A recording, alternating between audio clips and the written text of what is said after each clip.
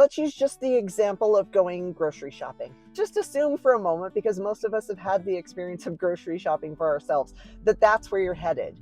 You walk into the grocery store, and over by the produce aisle, which is the first place you're stopping because we all have to eat spinach, even though we don't really love it, there's a guy standing there. And as you're standing next to him, you just get this overwhelming sense of anger, and you're not really sure why. And you kind of look at the guy, and it's like, we okay, bro? He doesn't say anything, but he scowls at you and doesn't smile.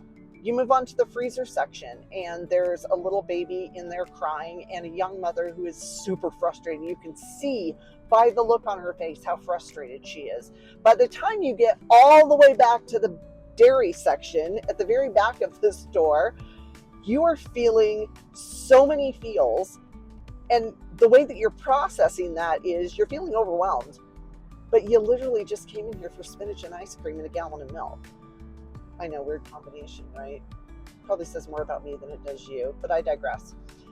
So all of this protecting your energy thing actually matters to you too, just as much as it does to a doctor in the healthcare setting. The only difference is you're not putting your hands on the guy in the spinach aisle. Well, hopefully you're not putting your hands on the guy in the spinach aisle.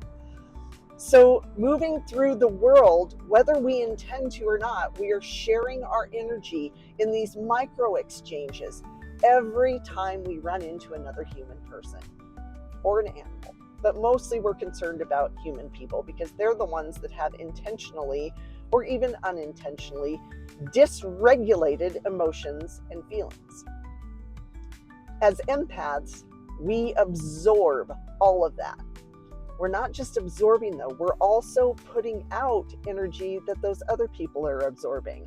It's taking from us unless we're being very intentional with what we're doing with that energy.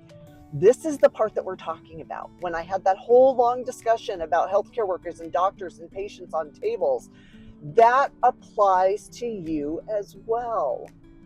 The only difference is the mechanism of delivery. So instead of you interacting with a patient on a table, if you are not a doctor, it might be that grocery store interaction in the spinach aisle, or back in dairy or the frozen section with the mom who's frustrated with the crying baby. If you're on a plane, oh my God, we've all been there. Riding on a plane, it isn't just exhausting because you're stuck in a tiny seat for 3 hours minimum. It's exhausting because as an empath, you are now bombarded in a small enclosed space with everybody else's chaotic shit.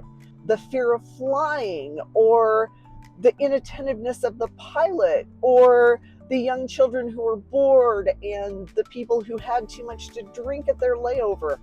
So much stuff. It's so much stuff.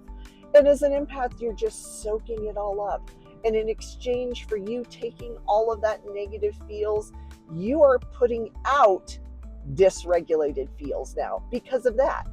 It's no wonder that all of us feel so frustrated and upset all the time. It's not like things aren't bad enough wherever we're living.